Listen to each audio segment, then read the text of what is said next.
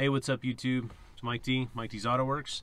Today, I'm going to show you how I replace the ignition lock cylinder in Project Ramcharger. See, before you get started, there's a couple things you're going to want to get. I always recommend having either the factory service manual or even like a Haynes or a Chilton's manual. Read over the procedure, get yourself familiar with it. That way you kind of have an idea of what you're getting yourself into. Also, you're going to need a couple tools to get this taken care of. Now, I'm going to show you what I used for my particular application. Yours are probably going to vary a little bit, but the basic idea is the same. So first things first, you're going to need some sort of steering wheel remover set. I have a couple different options here. This is a kit that I got from Harbor Freight. It has everything you'll need to actually pull the steering wheel and to compress the steering wheel lock plate if your truck has that particular feature. This will actually push the spring-loaded plate down that retains the steering wheel when the key's not in it. I also have this set that I have from Napa here that works great, but I have the actual Miller tool that, if you look through the factory service manual, compresses that lock plate. I'm also going to use a torque wrench to look up the spec in the service manual for the lock nut for the steering wheel, your particular socket and ratchet to pull that nut off there, a couple different size screwdrivers, some wrenches to use for your puller, a pair of pliers, and something to remove the lock ring that holds down that lock plate. I have a pocket screwdriver and then an actual pocket pry bar. It's a great little bit from Cornwell here, and that should get me through this install. And the other thing, of course, you'll need is your actual lock cylinder. I got mine from LMC Truck. They had it in stock. Shipping was quick, and it was just about the same price as all my parts store guys. Unfortunately, the parts store guys didn't have my lock cylinder, otherwise I would have got it from them. It was on back order. They were able to get this to me pretty quick, so shout out to LMC Truck. Thank you very much for that. Alright, so the first thing we want to do is remove the horn pad. Some of these have a few nuts on the back. On this particular truck, it just pops off here.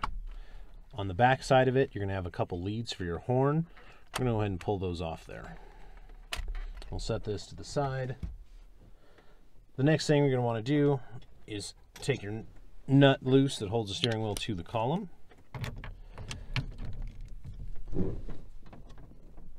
All right. Now the torque on this guy for this truck is only 45 foot-pounds, so it shouldn't be super tight unless somebody's been in here before. We'll go ahead and get this loose.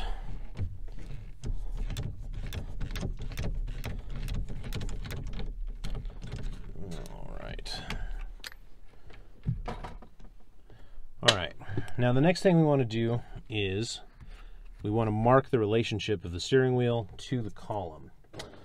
You can either use a Sharpie, or I like to just scribe a light line with my screwdriver that I can see.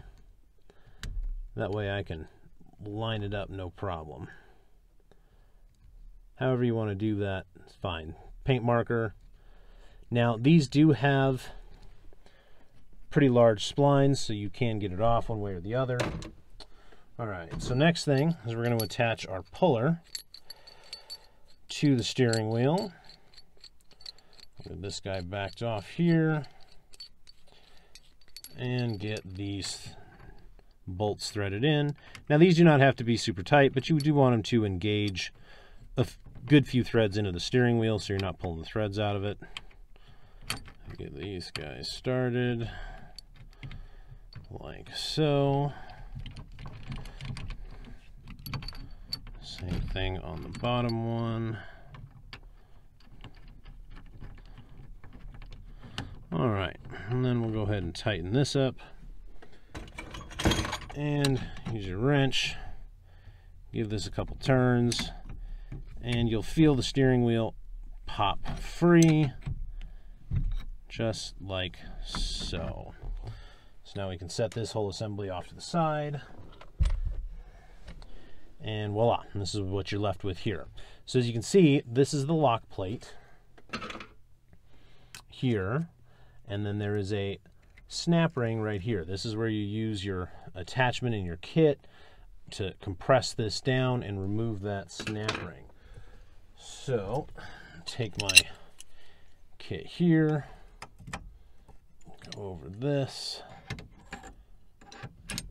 this guy started on, and then we'll go ahead and tighten this down. Now as we tighten this down, it'll compress the lock plate to give us access to that snap ring. This also doesn't have to go very tight. So the next thing you want to do is to get access to the snap ring. You're going to want to pry that up and off out of its groove and just work your tools around. Now the big thing is you don't want to pry on this puppy too much and expand it so where it's all out of shape and doesn't want to lock into place when you go back together. Sometimes this takes a little bit of patience and practice to get that puppy out of there, but once you find the groove, it'll come right up just like so. So now we can loosen this guy. It'll release the tension on our lock plate, and then we can back this off and remove those pieces. So now your lock plate and your wire ring come off of there. This guy here, you can set this off to the side, and now you have access to your turn signal cam. So before I pull my turn signal lever off, I like to just use that to get access to the 3 screws that are right here. On my particular truck, they are Phillips head screws. I have seen flathead screws in here. I've also seen Torx bits in here. So it all depends on your application and whether or not somebody's been in there before and lost the hardware and put whatever they felt like in there. Usually these are not super tight. So I'll go ahead and pull these out. And this is also where the little magnet on the back of my screwdriver is handy.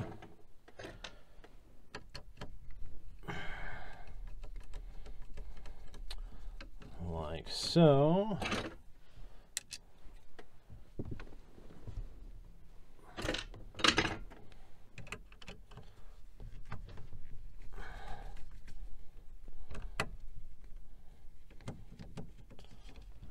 Alrighty. Alright, so now that we have those loose, I'm going to go ahead and take the turn signal switch or lever off. Now on mine, it does have cruise control, so there is a wire attached to it that goes up into the lever. So just going to move that off to the side. The next thing is here on the side, there is the lever or the switch for the hazards. There's just a screw in the center of it. Pull that guy off there. And now our turn signal cam is free. All right, so the next thing is we have this little guy here, which there's 2 pieces to this. This is the contacts for your key buzzer, and there's a retainer spring right here as well. And the way this comes apart, this slips on like that, and that's how that fits together there, okay? Set that off. So now that you have all these pieces out, you have a slot right here. You depress this slot, and there is your lock cylinder. See?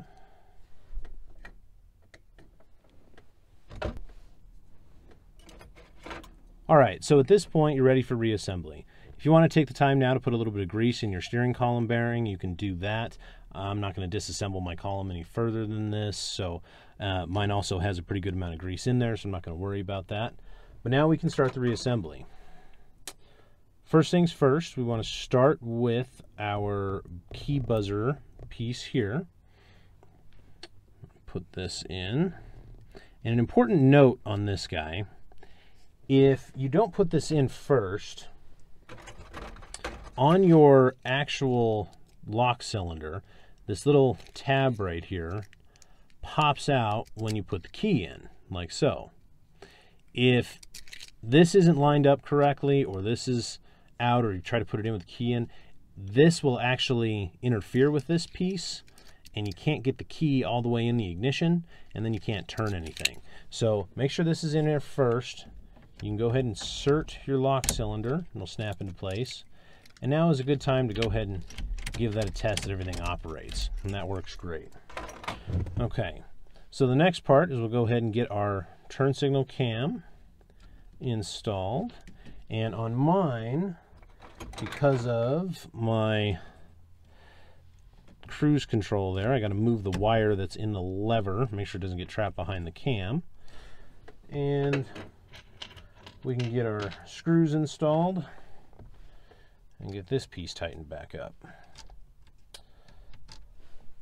Now these do not have to be super tight.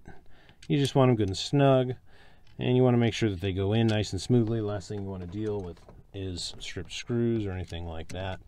So when they're in their spot, they thread in really easy like so, and you just get them snugged up.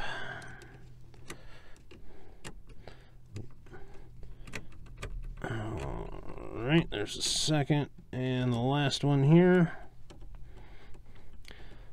All good to go there. Just give them one final, make sure everything's good to go. Okay. Now, you want to put your turn signal lever on. Now, I've seen these loosen up a lot on these Dodge trucks, and usually the problem is somebody's gotten in here and changed your turn signal cam and over-torqued the crap out of this screw and stripped it out. So you want to make sure it's nice and tight, but you also want to make sure that it's engaged properly here in your turn signal cam. Let's go ahead and get that nice and snug. All right, everything feels good there. And then you want to not forget your hazard switch. Get this guy. Now the actual end of the switch has a little tab that it lines up in. So let's go ahead and get that tightened up on there. There we go. Hazard switch works great. All right, now it's time for our lock plate. This is our horn contact ring. Goes there. Here's our lock plate and our snap ring. So we'll get this installed. Now this has some pretty big splines on it, and it can really only go on the one way. Keep an eye on where you took it off. Always helps kind of just reorient things there. Get it there. And then we'll take our installer or our compressor tool and we'll thread this a few threads on. Oh, nope, almost did it. At this point, make sure to put your snap ring on and then thread this on just a few turns. And the reason being is you want to get some tension started on your lock plate without without engaging this all the way on the column, because otherwise you will trap your snap ring against the splines on the column. So get this started a few threads by hand like so. Your snap ring is still loose. And now you can take your snap ring and work it over onto the shaft like this. Now you can throw tools around. Now you can lock this down all the way onto its splines, onto its threads, I'm sorry, excuse me, and finish tightening or compressing your lock plate until it exposes the groove for your snap ring, like so. And this doesn't require a whole lot of tension or anything like that. And now you can just push your snap ring down and make sure it's locked into place. I like to give it a little spin, make sure it's all engaged in its groove. It is. And now let's go ahead and loosen this puppy up, and it is now engaged with the snap ring.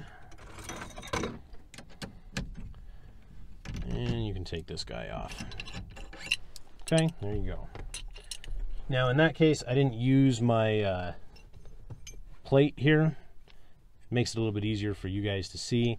And in this case, this plate was not super necessary. It doesn't have a bunch of protrusions here that require that. So, all right, so that's back together there.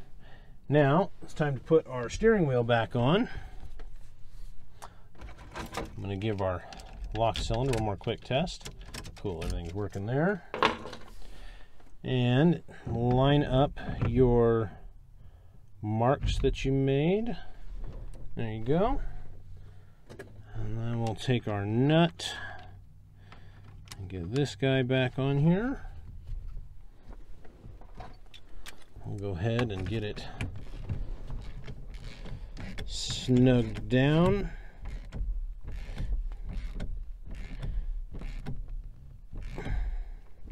And then we'll finish it off with the torque wrench. Now, like I said, on this, I looked it up in my manual. The torque on this guy is 45 foot-pounds, so it's not super tight. I'd suggest looking it up for your particular application. I'm sure they vary a little bit depending on your column and stuff like that, but there are certain things that I definitely like to make sure are torqued correctly.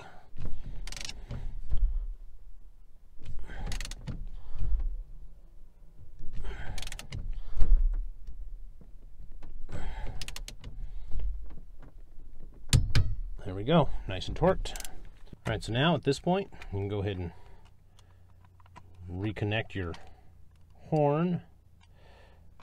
Now also, this is a good point to either reconnect your battery and double check that nothing inside here was installed incorrectly and your horn goes off all the time.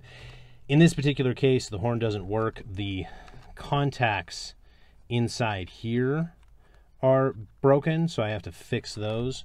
So my horn does go off, but again, I have the battery disconnected and I have to rebuild these components here, so that works there.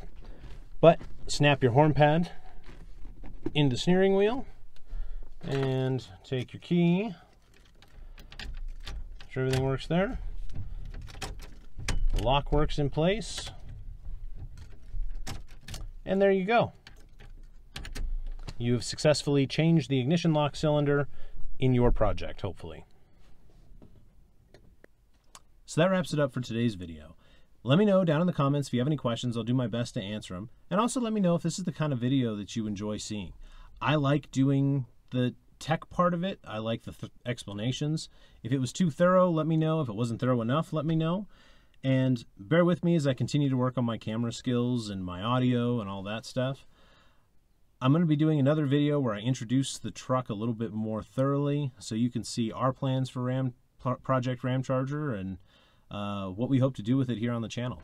So thank you very much, and until next time, get wrenching.